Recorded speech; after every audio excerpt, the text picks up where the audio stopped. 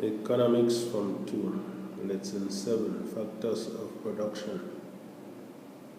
Factors of Production. So, we're talking about factors of production. Factors of production refers to resources required for generation of goods or services.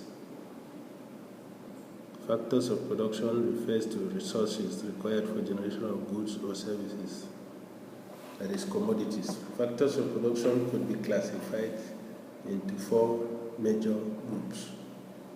So this is what everybody knows about: land, labor, capital, and enterprise. Land, labor, capital, and enterprise. Now, we could also look at factors of production. We could also classify them as management, machines, materials, money, what they call the 4 M's. So you see that these are all factors that are involved in production: management, machines, materials, and money. We shall look at this second classification later on in the course of the lesson. Now, we have talked about land, labor, capital, and enterprise. Let's start with land. What is it? The first thing is that the first thing that comes to mind in English is land is property that you step on, which is made of the earth, ground. Well, that is part of land on which you construct, you do your farming, and whatever. So, but land in the economic case considers much more than that. It considers all natural resources, that the natural resources that we have, that we can use in production.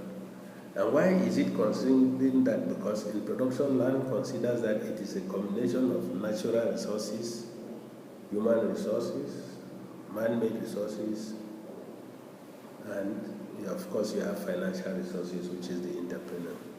But let's go back to land. So when they talk about natural resources, what do they mean? They start with mineral reserves. These are all natural resources.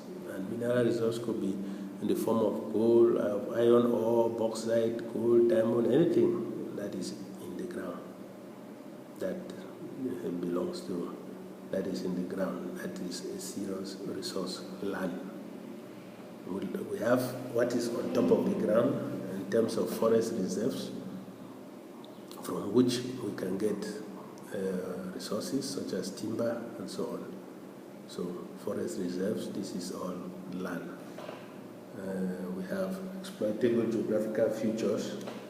Exploitable geographical features, these are aspects on the landscape that we can still use to our advantage. Of course, we have even aspects like the weather, which some people use in some areas to grow good vine for wine, or to grow certain special crops for consumption, for special crops that are used for special things. Now, if we have talked a lot about land as a resource, as a basic resource, and a factor of production, it has to be combined with the other factors. Otherwise, the land alone will not do much if you don't combine it. So we start by thinking of labor, that if we combine land to labor, we're already getting somewhere. So how do we describe labor? How do we define it?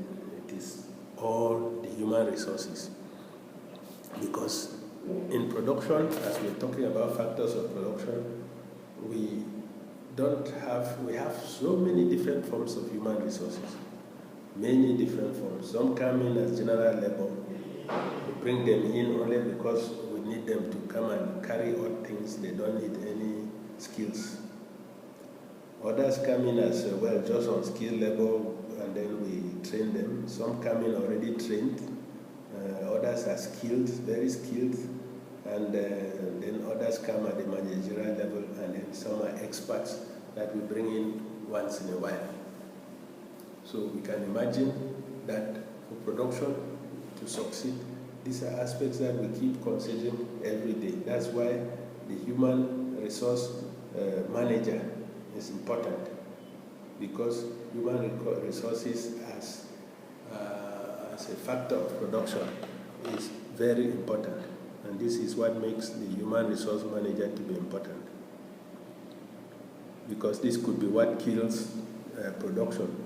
If the managers are poor, they will not go. If we don't have experts, or the experts do not know their work, they come and instead ruin everything. If the trained or untrained staff, if they are unreliable, they will steal everything and break down the whole place. If the general labor is lazy, no work will take place. So there you have labor playing a very, very, very important role, which must be considered when you are defining the factors of production, when you are coming out with the factors of production. Now, after you've gone through labor, you come to capital.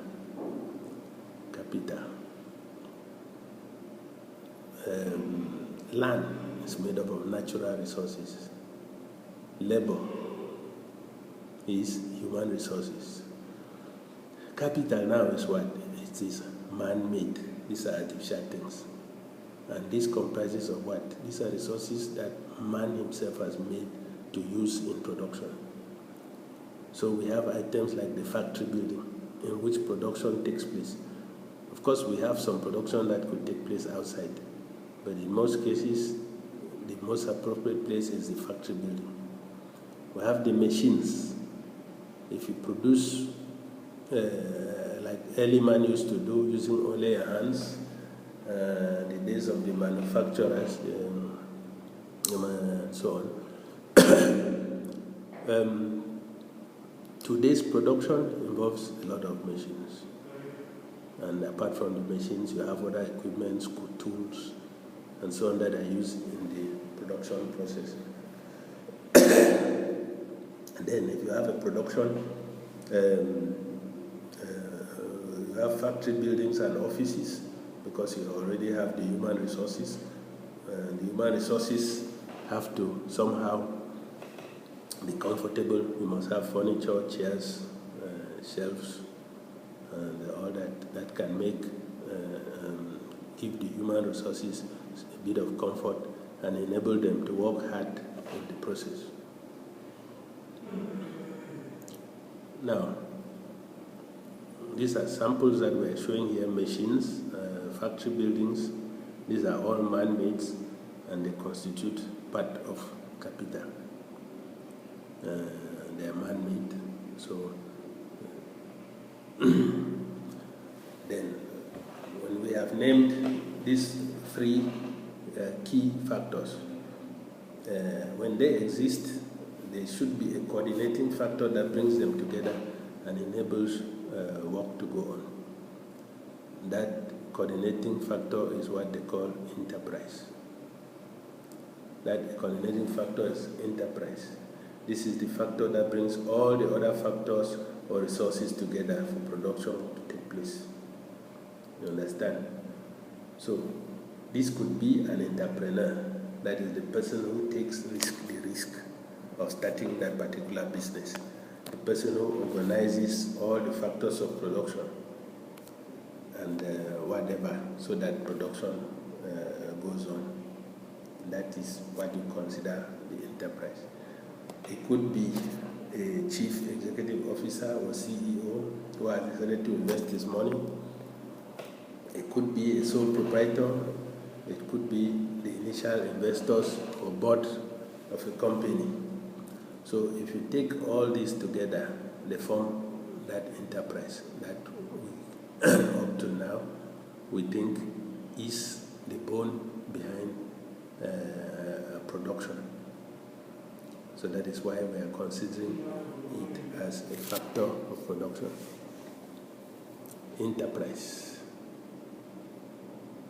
Now, we have the classification of factors of production. So we have looked at land, labor, and capital.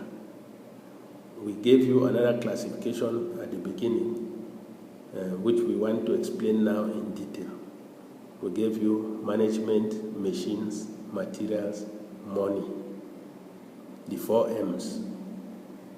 So this classification brings out production in itself. If you look at management, this is the lead role and the functions. This is the lead role and the lead function, management. Because if we go back to enterprise, we have people playing certain roles there in terms of bearing risks and so on. And if we go back to human resources, we still have experts and management. So this is a combination of everything. The next thing is we have machines, which fall under capital in our previous assessment of the functions of production. You understand? The machine determines the scale of production. So you could have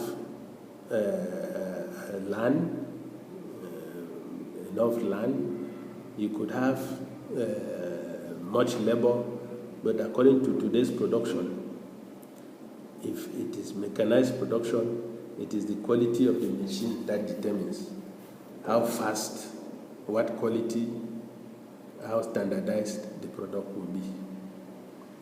It's the quality of that machine which will decide on this. So apart from the machine, we have the materials.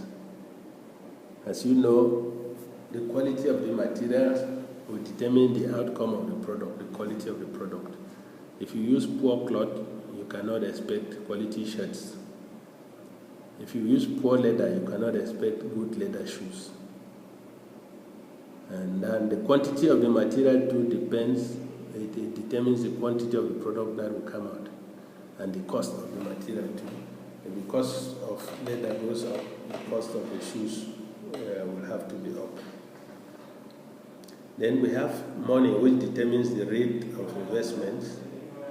That is, it is the money which plays the role now of enterprise, and the volume of money invested,